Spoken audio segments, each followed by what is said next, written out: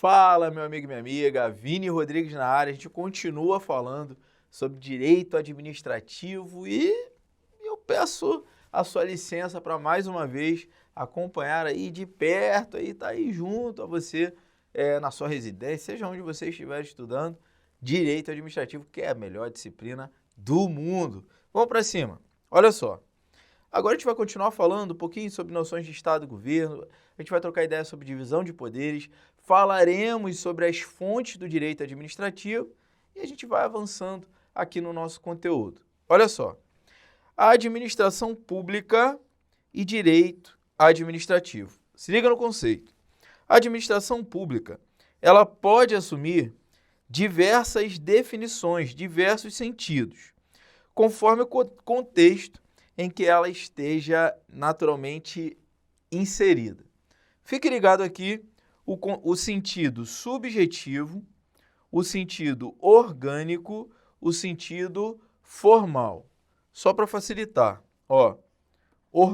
subjetivo, pensa no sujeito. Orgânico, pensa no órgão. Formal, pensa naturalmente na forma. Tranquilo? Vini, a administração pública no sentido subjetivo, no sentido orgânico, no sentido formal, na prática, ela é de forma direta, de forma objetiva, o sujeito que está desempenhando a atividade administrativa ou o órgão que está desempenhando a atividade administrativa. Estamos falando do aspecto formal e não da matéria e não da função. A pergunta aqui é, quem exerce a atividade administrativa? Se a pergunta fosse, qual é a atividade administrativa? O sentido seria outro. Se eu quisesse saber o que a polícia faz, qual é a função exercida, seria outro sentido, seria o sentido material. Agora, quando eu te pergunto, quem faz o papel de polícia judiciária, quem é a polícia civil. Se eu falo isso para você, estou dando uma definição no sentido subjetivo, orgânico e formal. Captou? Então vamos lá. Um primeiro sentido, subjetivo, orgânico, formal, a expressão diz respeito aos sujeitos e aos entes que exercem atividade administrativa, pessoas jurídicas, órgãos e agentes públicos, ou seja, as pessoas incumbidas da realização da função administrativa. Para identificar o aspecto orgânico, usa-se a seguinte pergunta, ou seja, quem exerce? Quem é o sujeito? Quem é o órgão? Qual é a forma? Captou? Como está estruturado aquele órgão? Sentido orgânico. Quem é o sujeito? Quem é o órgão que desempenha aquela função? Sentido orgânico. Vamos lá. Em sentido objetivo, em sentido material, em sentido funcional, tranquilo, qual é a função que está sendo desempenhada, qual é a matéria que está sendo naturalmente desempenhada. Captou? Então, em sentido objetivo, material ou funcional, eu designo a natureza da atividade exercida, as funções exercidas pelos entes, caracterizando, portanto, a própria função administrativa, exercida predominantemente pelo Poder Executivo. A gente vai falar um pouquinho mais à frente que o Judiciário e o Legislativo também têm função administrativa, só que atipicamente. Basicamente, quem administra é o Executivo. Simples assim. Vini, pergunta-chave para tu definir a administração pública no sentido objetivo, material ou funcional. Qual é a função? Qual é a matéria? Qual é o objeto? Deu para captar? Qual é o objeto? Tranquilidade? Vini, a pergunta-chave é qual é a função que está sendo desempenhada? Tranquilidade? Beleza? Então vamos lá. Salva o conceito do direito administrativo. Salve aí. O direito administrativo constitui o ramo do direito que rege a administração pública como forma de atividade. Define suas pessoas administrativas, organização e agentes. Regula, enfim, os seus direitos e obrigações, umas com as outras, e com os particulares, por ocasião do desempenho da atividade administrativa. Esse seria o conceito de direito administrativo, um conceito consagrado, tradicional, para você guardar no coração. Então vamos lá, vamos voltar. Ramo do direito que rege a administração pública como forma de atividade, define pessoa administrativa, define organização, define agente público, enfim, regula os direitos e as obrigações. Deu para captar? Vamos seguir. Vamos avançar. Vini, divisão de poderes. O Estado é formado pela união de 3 poderes, diferentes áreas: executivo, legislativo e judiciário. Essa estrutura foi criada por um pensador francês chamado Montesquieu. Vamos combinar. O poder do Estado, ele é uno, ele é um só.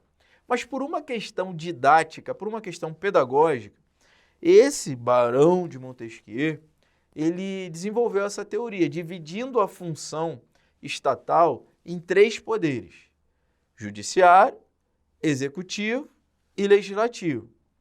E ele aprofundou essa definição, trazendo funções típicas e atípicas de cada poder. Vamos combinar? Bora combinar. Para que serve um time de futebol? Para jogar futebol, para disputar torneios, para ganhar, para fazer gol. Esse é o objetivo principal. Tranquilo? Mas, paralelamente, um clube de futebol, ele tem outras funções atípicas, por exemplo, administrar os recursos financeiros? Tem. Mas o objetivo principal é jogar bola, chutar bola. Deu para captar? É assim que a gente pensa na administração pública. Qual é a função do Poder Executivo? Administrar. Mas surgem funções não administrativas e o Poder Executivo vai desempenhar atipicamente. Função típica, executar, administrar. Função atípica, acho que a gente vai trocar ideia aqui agora. Deu para fechar? Então vamos lá. São 3 poderes da União, independentes e harmônicos entre si: o legislativo, o executivo e o poder judiciário. Traduzindo, o executivo não manda no legislativo, que não manda no judiciário. Os 3 poderes são independentes. Dentro da competência de cada um dos poderes, são eles que mandam. Agora, entrou na competência do outro poder, o outro poder tem que baixar a cabecinha e ficar quieto, porque existe independência e uma necessidade de harmonia. Não se pode criar caos institucional desrespeitando, a independência e a harmonia dos poderes. Se é um assunto do judiciário, quem se preocupa é o judiciário, deixa o legislativo para lá. Se é um assunto do executivo, por que o legislativo está se metendo? Deu para captar? Cada um no seu quadrado e a gente caminha. Essa é a melhor natural, essa é a melhor forma de governar. Então, as funções do Estado, a gente subdivide entre funções típicas e atípicas. Vamos avançar. No Brasil foi adotado o sistema de freios e contrapesos, ou originado do inglês checks and balance, ou seja, freios e balanças, Freios e contrapesos. Traduzindo, trata-se de uma interferência recíproca de um poder no outro, pois os poderes poderão, de forma atípica, exercer uma função precípua do outro. Então vamos lá. Vini, o Poder Judiciário vai controlar o Poder Executivo? Às vezes vai, faz controle de ilegalidade. O Executivo tomou uma decisão ilegal, o Judiciário vai lá e freia. O Legislativo vai controlar o Executivo? Vai fazer controle financeiro, vai fazer controle externo, vai registrar aposentadoria, vai registrar ato de admissão. Freios e contrapesos. Mas o Executivo não controla ninguém? Claro que controla. Vou lhe dar um exemplo aqui. Quando o chefe do Executivo, o presidente, indica um ministro da Suprema Corte, ele está, de certa forma e preventivamente, editando um ato de controle. Ele está tentando indicar alguém alinhado com a expectativa dele. Perfeito? Então, quando tem esse tipo de indicação que a gente demoniza muito, politiza muito esse tipo de indicação, e a gente tem que ter um pensamento crítico mesmo em cima disso. Se você não concorda, tem que brigar para mudar mesmo. Assim, meu papel aqui não é causar nenhum tipo de problemática. Meu papel aqui é te mostrar como o jogo é. Deu para fechar? Você, concurseiro, não está na possibilidade de perder tempo com discussão política. Agora não, meu querido. Se você quer fundamentar o teu conhecimento para defender a tua ideologia, cara, show, mas faz isso depois da prova. Não, todo o meu coração. Sabe, porque tu vai perder o foco, meu querido. Tu vai perder o foco, tu vai começar a querer discutir, a entrar em discussões infinitas. E a tua matéria tem fim. O teu edital, ele é finito.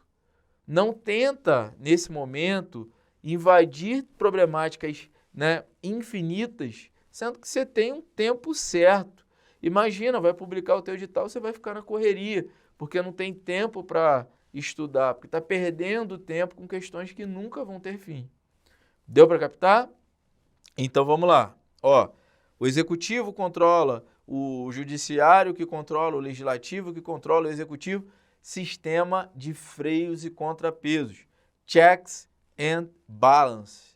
Vamos lá. Vini, fala para mim, função típica. O poder legislativo, legislar e fiscalizar. O poder judiciário, julgar. O poder executivo, Vini, administrar.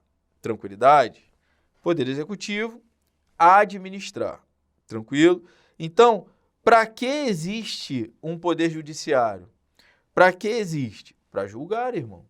Para que existe um poder legislativo? Para criar leis e fazer fiscalização por controle externo. Captou? Então, o legislativo, ele existe com o objetivo principal de criar lei e de fazer controle e de fazer fiscalização. Tranquilo? Vini, e o poder executivo, qual é a função? Para que foi criado um poder chamado poder executivo? Com a função de administrar. Então é importante. Se tem um momento aí de eleição e tal, tu tá pensando, cara, quem que eu voto? Vota em quem tem competência de gerir recursos. Vota em quem tem competência para administrar, se você está querendo votar para o chefe do executivo. Vini, eu quero votar para o legislativo. Vota em quem tem capacidade jurídica para criar lei. Ou para quem tem capacidade jurídica para controlar e fiscalizar os atos. Deu para pensar? Conhecimento, ele liberta, irmão. Quando você entende que foi enrolado a vida inteira, né? Por uma ideia que você estava alinhado, vamos dizer assim, porque o jogo é cruel, irmão. O jogo, ele é cruel. Quando você recebe a informação sem o conhecimento técnico, tu recebe a informação que querem te passar. Deu para fechar? Estou falando dessa bitolação, né, que a gente tem de divisão. A gente está muito dividido. Agora, quando você estuda, meu irmão, quando você estuda, ninguém invade o teu espaço. Ninguém te manipula, seja de um lado, seja do outro. Deu para fixar? Então, se você está pensando em um bom cara para o executivo, pensa num bom administrador. Se você está pensando em um bom homem, uma boa mulher para o legislativo, pense em quem tem capacidade jurídica para criar lei ou para quem tem capacidade técnica para fazer controle. Esse é o momento correto. Captou? Caramba, Vini, show de bola. Eu fui libertado pelo conhecimento. Para de maluquice também. Vai estudar, pô. Vai estudar, para de ser... Vamos lá. Poder legislativo, Vini. Função atípica. Função atípica. Ele julga e administra. Não é o certo, não é o ideal. Mas às vezes sobra função para ele fazer julgamento. Tranquilo? Sobra competência para ele administrar. Poder judiciário. Ele administra e legisla. Ele não é um legislador originário, mas ele vai criar regras. Ele cria regras dentro da sua competência. Deu para fechar? Poder executivo, às vezes legisla e às vezes julga. É importante lembrar que tanto o poder legislativo quanto o poder executivo, eles não têm um julgamento jurisdicional. A jurisdição no Brasil, ela é una. Adotamos o sistema de jurisdição una. Traduzindo, quem tem a palavra final quando tem um conflito de interesse é só o judiciário. Perfeito? Esses julgamentos aqui não são a jurisdição. A jurisdição está na mão de um único poder e é o poder judiciário. Deu para fechar? Então vamos lá. Um exemplo. O executivo legislar, editar uma medida provisória. Quando o poder executivo edita uma MP, uma medida provisória, ele está naturalmente o quê? Legislando. Tranquilo? Vini, quando o poder legislativo administra, dá um exemplo. Vou te falar, cara, quando se publica um edital de licitação para comprar veículos para a Assembleia Legislativa, para a Câmara dos Deputados, esse processo licitatório é um processo administrativo, está pautado na função atípica do poder. Pensa no judiciário, publicou um edital de concurso, é função atípica do poder judiciário. Deu para fechar? Tranquilo, então vamos lá. Função do Estado, né? Que a gente já falou, né? Função típica e função atípica. Só para você visualizar, aqui está um quadro resumão, se eu fosse vocês, eu tiraria um print da tela junto com o professor. Não me posta, hein? Não me posta nos seus stories, não me marca. Momento print, estilo seu Creyson. Só quem é sabe. Você não sabe quem é o seu Creyson, mas ele mandava uma dessa aqui, ó. Tinha um cordão. Vamos lá.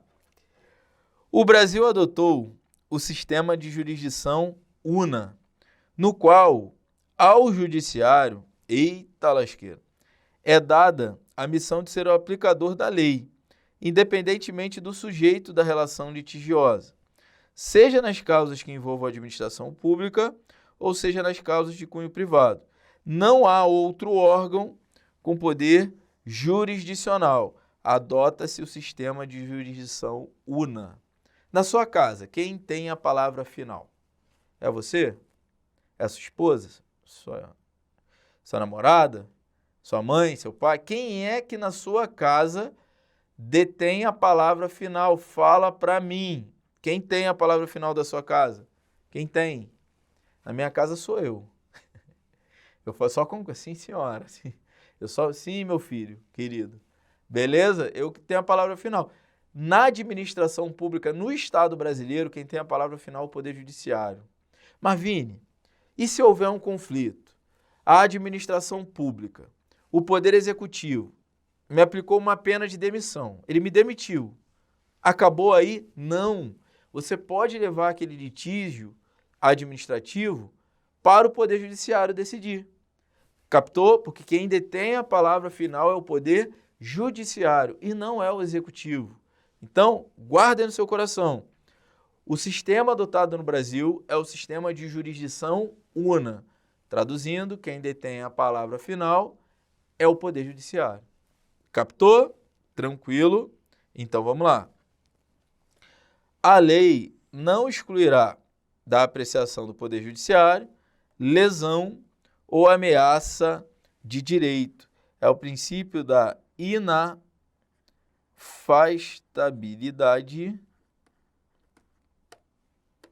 da jurisdição. Eu jamais posso criar qualquer tipo de regra, qualquer regra que seja, para afastar a decisão do Poder Judiciário. Eu posso até não querer levar o litígio para o judiciário. Se eu não quiser, eu não levo. Ah, eu estou me sentindo prejudicado. Vou te dar um exemplo aqui, ó. Você passou no concurso, você sabe que foi o primeiro colocado, você foi o primeiro colocado. Mas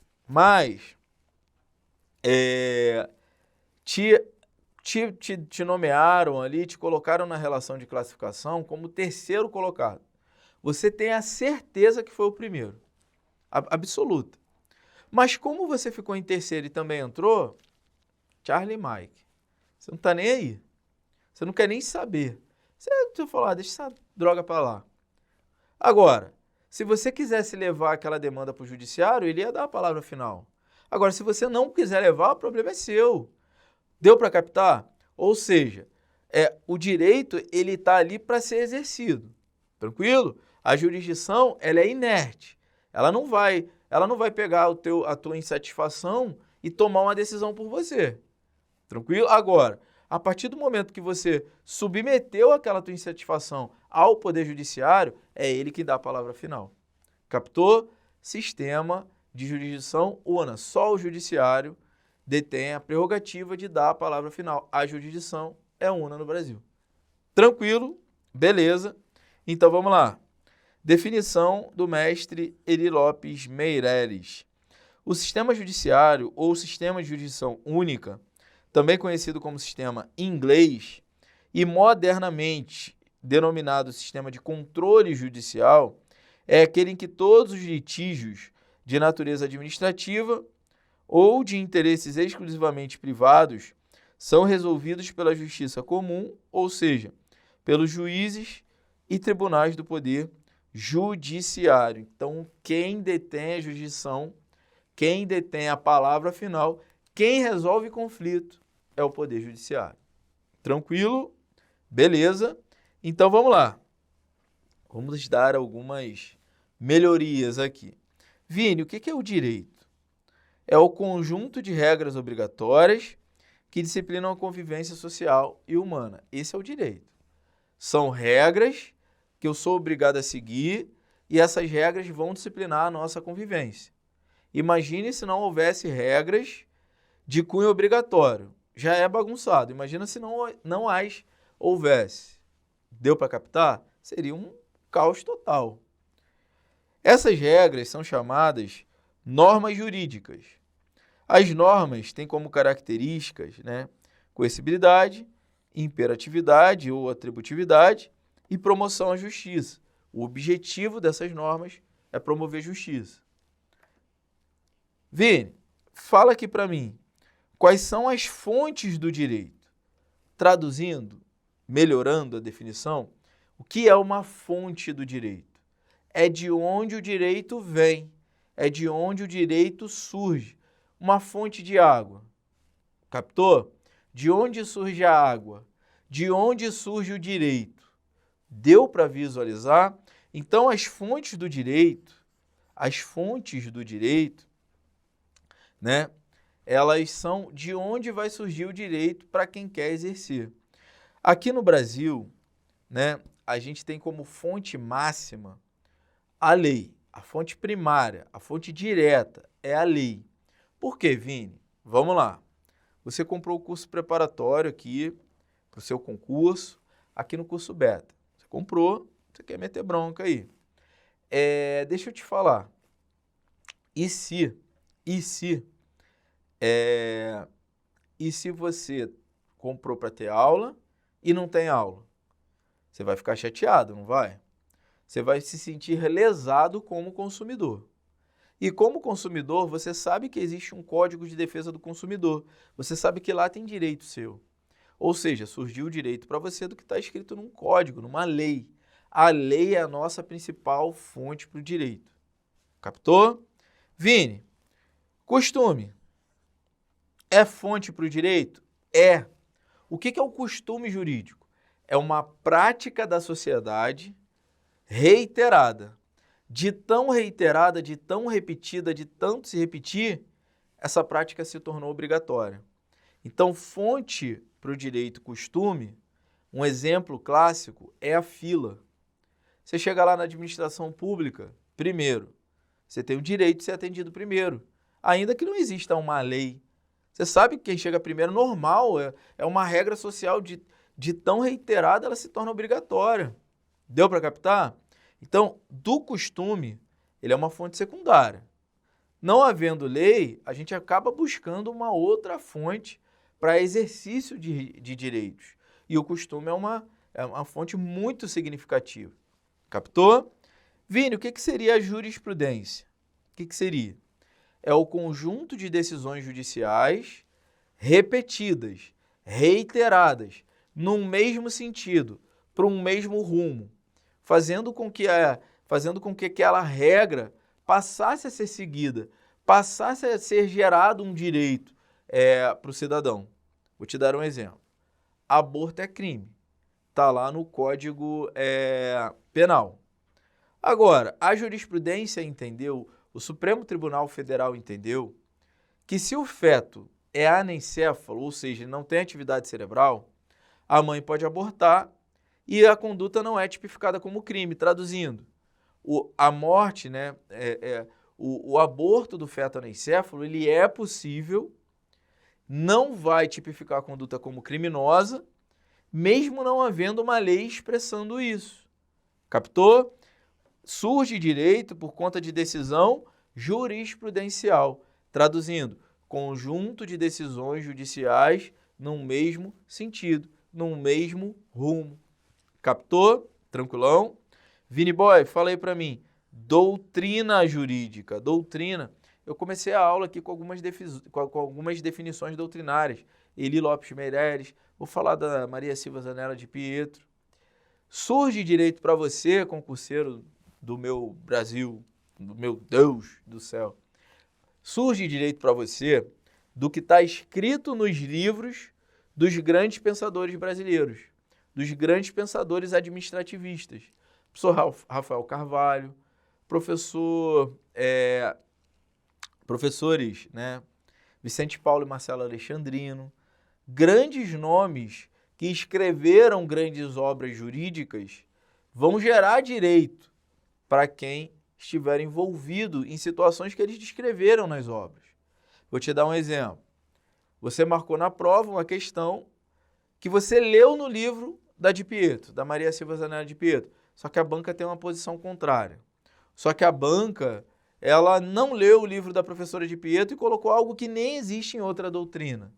Você vai entrar com recurso. E na hora de interposição de recurso, você coloca lá a cópia da página do livro. Aquela doutrina vai fundamentar, vai subsidiar o direito para você. Deu para captar? Deu para visualizar? Guardadinha aí no coração? Então vamos lá. Doutrina, ó, fonte primária, lei. Fontes secundárias, costume, jurisprudência e doutrina. Aqui a gente tem a definição, né, de norma jurídica. É aquela regra social garantida pelo poder de coerção do Estado, tendo como objetivo teórico a promoção da justiça. A gente trocou essa ideia. E o ordenamento jurídico? Não sei se eu coloquei aqui. Aqui não. Ó. O ordenamento jurídico é o conjunto hierarquicamente organizado das normas jurídicas de uma sociedade. Vamos embora traduzir? Você vai passar no concurso. Vamos imaginar que você passe no concurso do INSS, da Receita Federal, da Polícia Civil, da Polícia Federal, independentemente de qual concurso seja. Você passou no concurso. Vini, fala aí para mim. Eu fui aprovado no concurso e existe uma relação hierarquizada lá no meu órgão. Tem o presidente, tem o vice-presidente, tem um diretor, tem um chefe de setor e tem eu. Tranquilo? Show de bola. Existe uma divisão hierarquizada. As normas jurídicas, aquelas regras obrigatórias, também estão dispostas de forma hierárquica. Vou te dar um exemplo bem sucinto, porque o teu professor de constitucional ele vai aprofundar aqui. Ele vai precisar aprofundar aqui. Um exemplo bem objetivo. Temos a Constituição Federal, temos aqui um exemplo de lei, uma lei ordinária. Temos aqui embaixo uma norma regulamentar, só para você guardar no coração. Então vamos lá, Constituição Federal, lei ordinária e norma o quê? Regulamentar. Ou seja, na hierarquia das normas, a norma de maior hierarquia é o texto constitucional. Temos também leis ordinárias, abaixo da Constituição, não podem contrariar a Constituição sob pena de inconstitucionalidade. Temos normas regulamentares. Vou te dar um exemplo. Aqui, esposa. Eita, ferro. Aqui, esposa. Aqui, marido. Como assim, Vini? A esposa que manda. Não pode ser contrariada, sob pena de anulação do ato. E o marido só se explica. só explica. A norma regulamentar só explica a lei. Ela não pode inovar no ordenamento jurídico por conta da hierarquia das normas. Deu para captar? Então, o ordenamento jurídico é o conjunto hierarquicamente organizado de normas jurídicas. Tranquilidade? Aqui já demos aquela definição, né, de lei, de doutrina, jurisprudência, a gente já falou sobre isso. Perdão. E aqui a gente precisa, mais uma vez, definir o direito administrativo. Olha a doutrina aqui. Definição de direito administrativo por Eli Lopes Meireles. Vamos lá. O conceito de direito administrativo sintetiza-se no conjunto harmônico de princípios jurídicos que regem os órgãos, os agentes, as atividades públicas, tendentes a realizar concreta, direta e imediatamente os fins desejados pelo Estado. Tranquilo? Concreta, direta e imediatamente os fins desejados pelo Estado. Vamos lá. Maria Silvia Zanella de Pietro, Vini, é o ramo do direito que tem por objeto os órgãos, agentes e pessoas jurídicas administrativas que integram a administração pública, a atividade não contenciosa que exerce e os bens que se utiliza para a consecução dos seus fins de natureza pública. Essa é a definição de direito administrativo por Maria Silvia Zanella de Pietro. E só para a gente dar aquela avançada, a gente define o que seria o regime jurídico administrativo. Olha só, é o conjunto de prerrogativas e sujeições que está sujeita à administração, que não se encontram nas relações entre particulares. Vamos lá. Regime jurídico administrativo. Eu sujeito a administração pública, eu sujeito os agentes públicos a determinadas regras que não existem para quem não está sujeito a essas regras. Vou te dar um exemplo. Você passou para a Polícia Federal. Você tem direito a porte de arma. Show. Porte de arma. Você tem o direito ao porte de arma. Show de bola? Tranquilidade? Beleza. Vini, e se eu fizer um concurso e eu não for policial, fiz um concurso para a Caixa Econômica Federal, está sujeito a regras, a prerrogativas, a sujeições, mas ali você também não tem porte de arma. Deu para captar? Então, dependendo de onde você cair, você vai ter prerrogativas, mas você vai ter também obrigações. Você vai ter direitos, mas também vai ter deveres. Esse é o regime jurídico administrativo. Agora, Vini, se o cara não tiver feito concurso, e o cidadão comum que quiser, por exemplo, ter um porte de arma, é fácil ele conseguir? Não.